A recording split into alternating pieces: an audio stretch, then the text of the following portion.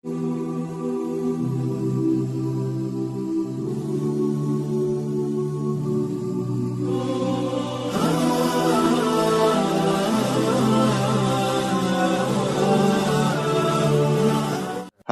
Apa?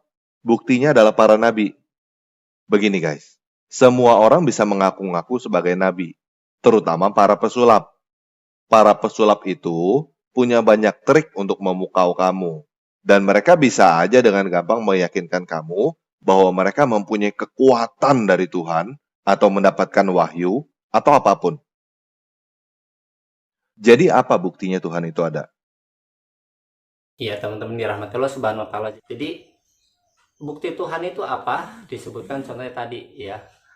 Bukti Tuhan itu misalnya ada diutusnya para nabi dan rasul.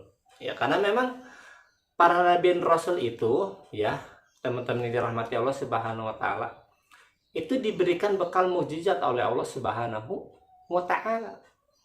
Ya. Makanya kita tanya deh, orang-orang Kristen itu sebenarnya meyakini gak sih Nabi Musa dan Nabi Ibrahim itu adalah utusan Allah?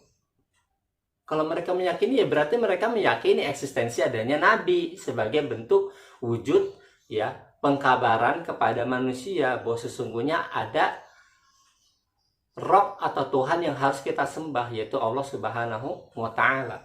Ya. Jadi sangat aneh ya pemikiran tanpa ragi ini yang mengaku Kristen tapi dia menyandarkan pemahamannya pada materialisme ya. Untuk membantah bahwa eksistensi nabi itu tidak bisa dibuktikan ya, karena orang bisa saja mengaku nabi dan rasul, kan tidak serta-merta seperti itu. Dalam sejarah perjalanannya kita mengakui bahwa sungguhnya para nabi dan rasul juga diberikan mukjizat ya. Mukjizat kelebihan yang itu tidak bisa dilakukan oleh sembarang manusia, oleh seluruh manusia ya. Hanya manusia-manusia pilihan yang Allah berikan mukjizat ya untuk membuktikan kenabian dan kerasulan mereka. Ya diantaranya tadi saya sebutkan Nabi Ibrahim alaihissalam tidak mempan dibakar api. Nabi Musa alaihissalam bisa membelah lautan. Ya, Nabi Isa bisa menyembuhkan orang sakit. Termasuk Nabi Muhammad SAW.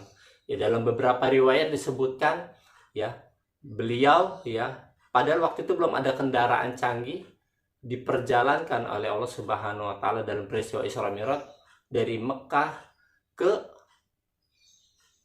Masjidil Aqsa di Palestina dalam satu malam, dan beliau bisa menyebutkan beberapa jumlah tiang Masjidil Aqsa pada saat itu.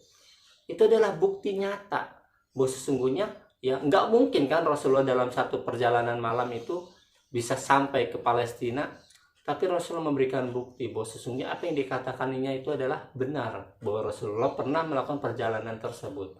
Memang itu di luar akal ya, orang akan menganggap itu orang gila, orang akan menganggap itu adalah sesuatu yang sangat mustahil, karena memang namanya mukjizat itu adalah sesuatu yang mustahil, sesuatu yang tidak bisa dijangkau oleh akal manusia. Kalau mukjizat itu bisa ditakar atau dijangkau akal manusia, itu bukan mukjizat namanya.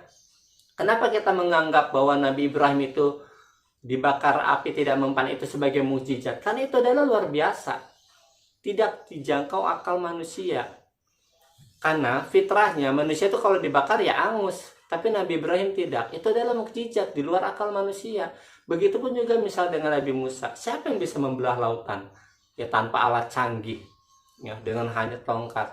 Itu di luar akal manusia, maka itu disebut mukjizat. Pun begitu dengan Rasulullah, ketika beliau melakukan perjalanan Isra Mi'raj, orang nggak akan percaya. Kenapa? Karena di luar akal manusia. Tapi beliau bisa membuktikan itu ya, karena itu adalah mukjizat ya, di luar akal manusia.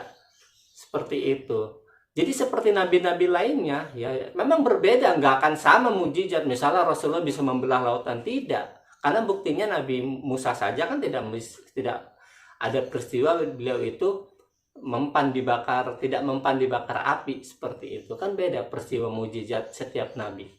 Ya makanya ya selain itu juga misalnya peristiwa terbelahnya bulan yang pada saat itu juga disaksikan oleh banyak orang ya, Rasulullah SAW untuk memberikan bukti kepada orang-orang yang tidak mempercayainya. Itu teman-teman ya. Jadi apakah keberadaan Tuhan itu juga diwujudkan dalam bentuk adanya nabi dan rasul? Ya teman-teman jelas ya, bahwa sesungguhnya keberadaan nabi dan rasul itu adalah sebagai pemberi kabar kepada umat manusia. Ya. Adapun urusan bahwa sesungguhnya para nabi dan rasul ini, ya, mereka tidak dipercaya sebagai utusan Allah, yaitu adalah sesuatu yang sudah sunatullah, teman-teman. Ya, peristiwa ini bukan hanya dialami oleh Rasulullah Muhammad SAW, meskipun sudah memberikan banyak sekali bukti, ya, keterangan yang nyata, yang jelas, baik itu dalam bentuk mujizat maupun dalam bentuk hal-hal lainnya kepada orang-orang yang pada saat itu mengingkari keberadaan Allah Subhanahu wa taala, ya.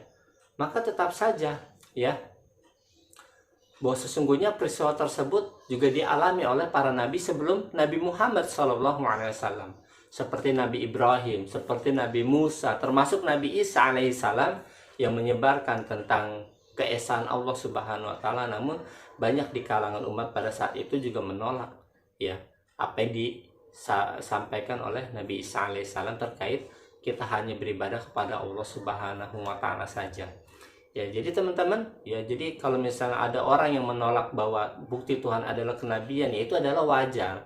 Karena dalam sejarah perjalanannya, para nabi dan rasul pun memang seperti itu.